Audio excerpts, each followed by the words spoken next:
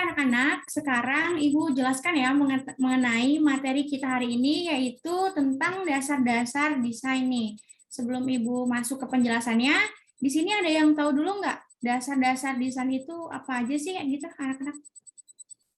Belum tahu, Bu. Belum tahu, Bu. Belum tahu juga, Bu. Belum, Bu.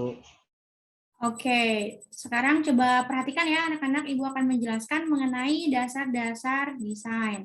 Nah, jadi dasar-dasar desain itu adalah dasar setiap media visual nih, mulai dari seni rupa, desain web modern, hingga desain motion graphic gitu. Nah, sebagai contoh ada beberapa hal mendasar, diantaranya itu seperti line atau garis, terus juga ada shape atau bentuk, form atau rupa, tekstur, dan juga balance atau keseimbangan. Oke, yang pertama di sini ada line atau garis, yang dimana garis sendiri adalah bentuk yang menghubungkan dua atau lebih titik. Bisa gemuk, terus kurus, bergelombang, atau bergerigi gitu ya garisnya itu.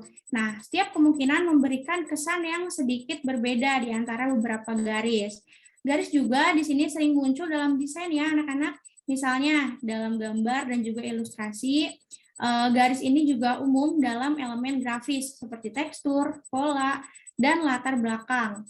Nah, garis juga dapat digunakan dalam komposisi dekorasi. Contohnya, baris telah digunakan untuk membuat diagram alir yang membimbing antara mata pembaca dari satu elemen ke elemen berikutnya. Contohnya seperti ini ya anak-anak, ini adalah garis yang dimana titik 1 dan titik 2 itu jika dihubungkan akan menjadi sebuah garis. Terus juga gambar yang kedua, ini garis yang dipakai di latar belakang, yang biru ini ada garis-garis pattern kayak gitu. Yang ketiga, ini adalah garis sebagai pola, yang dimana garis-garis ini digunakan untuk tujuan membimbing mata pembaca dari satu elemen ke elemen berikutnya. Seperti itu ya. Nah, contoh garis itu seperti ini ya anak-anak, ada garis tebal, kemudian ada garis tipis, terus juga ada goresan brush kayak gini ya, dan garis dengan gaya yang curl gini. Coba anak-anak di sini kalian ada yang tahu nggak macam-macam garis itu ada apa aja? Garis lurus, Bu. Oke, itu udah jelas ya, ada garis lurus. Terus garis apa lagi? Garis ini, Bu, yang cruel itu apa ya, garis spiral. Spiral, Bu. Oke, ada garis lurus, terus ada garis spiral juga. Garis apa lagi coba, Reja nih?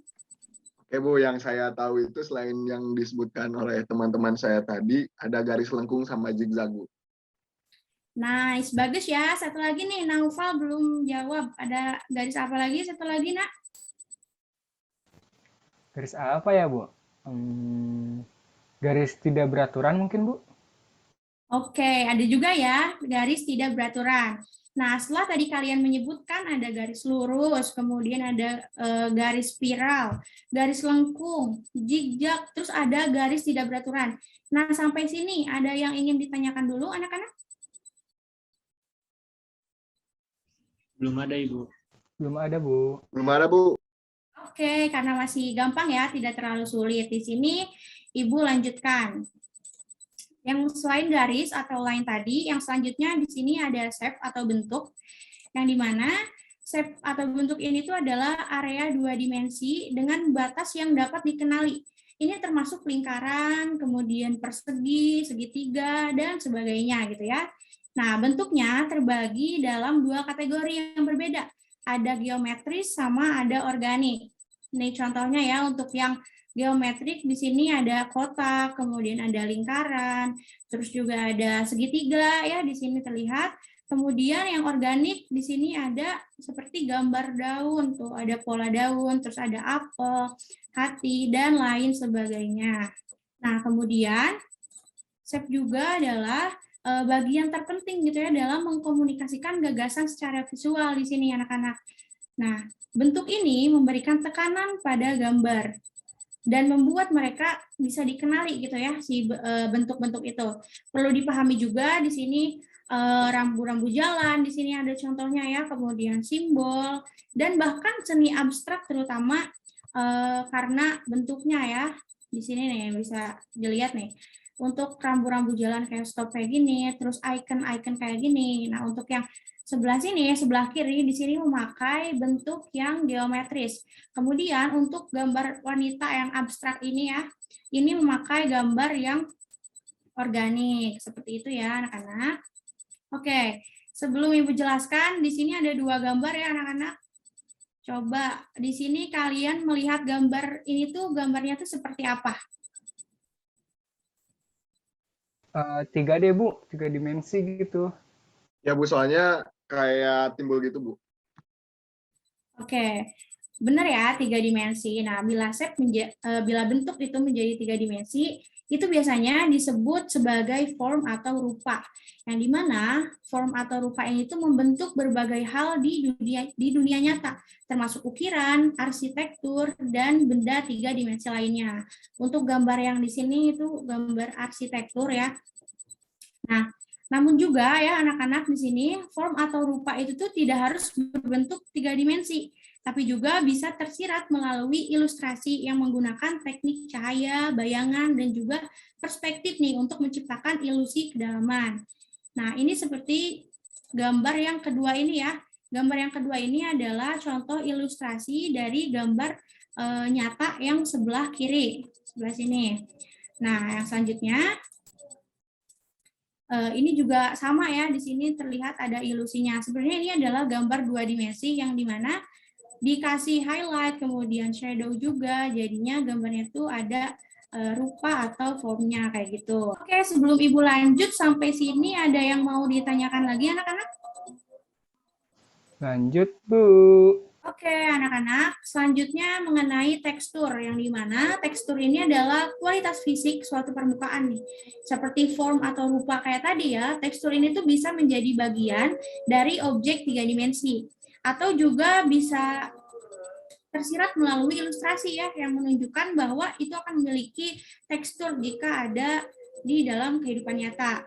Nah, dalam desain, tekstur ini tuh menambahkan kedalaman dan kemampuan untuk gambar datar. Benda bisa tampil halus, kasar, keras, ataupun lembut gitu ya, tergantung dari elemen yang dimainkan. Nah, di sini ada 2 gambar ya anak-anak.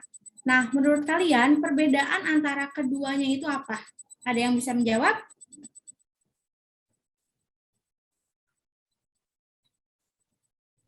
Saya Bu. Oke, Reja. Ya, sudah terlihat jelas gitu bahwasanya dari perbedaan gambar tersebut itu yang pertama itu gambarnya mulus gitu Bu. Terus yang kedua gambarnya retak-retak gitu. Iya Bu. Terus kayaknya teksturnya ada di gambar yang kedua deh. Aku lihat sih Bu, di gambar kedua tuh lebih dapat banget gitu teksturnya, kayak retak hancur gitu. Oke, anak-anak, kalian sudah bisa membedakan ya di mana yang ada teksturnya dan di gambar mana nih yang tidak pakai tekstur. Jawabannya, anak-anak keduanya itu sebenarnya memakai tekstur ya. Di sini nih di gambar, di gambar pertama di sini sebenarnya ada tekstur. Namun teksturnya itu terdapat di bagian yang warna birunya ini. Cuman nggak kelihatan kalau misalnya kayak gini. Ini ada tekstur ya di bagian yang warna birunya. Untuk gambar kedua ini memang terlihat jelas teksturnya itu seperti merusak si desainnya gitu ya. Jadi teksturnya itu sangat-sangat terlihat kayak gitu. Nah, sebenarnya tekstur yang gambar kedua ini tuh sangat berlebihan ya anak-anak, karena dalam memakai tekstur seharusnya itu tidak seperti ini ya. Bu, terus kalau nanti kita mau pakai tekstur harus kayak gimana Bu? Oke, ini ada contoh. Nah, seperti ini ya asli contohnya. Di sini juga kita bisa lihat ya, sebenarnya ini tuh adalah gambar yang datar. Kalau misalnya nggak pakai tekstur. Contohnya seperti perapian ini ya, ini ketika kita pakai tekstur yang balok bata-bata kayak gini itu jadi terlihat jelas kalau ini tuh emang perapian gitu. Terus juga di sini ada tekstur karpet kayak gini, terus ada tekstur dinding kayak gini. Oke, anak-anak, di sini dilihat dari respon kalian mengenai tekstur ini terlihat sudah cukup paham ya. Di sini untuk poin selanjutnya, Ibu lanjut, ada balance atau keseimbangan. Yang dimana balance atau keseimbangan ini adalah distribusi bobot visual yang sama. Keseimbangan juga bisa dipengaruhi oleh banyak hal ya. termasuk warna, ukuran, jumlah, dan ruang negatif. Nah, contohnya seperti ini nih, ada 2 gambar.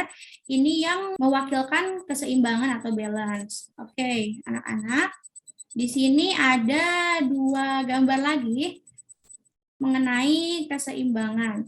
Nah, sebenarnya keseimbangan itu ada 2 ya, ada simetris dan juga asimetris nih di sini anak-anak.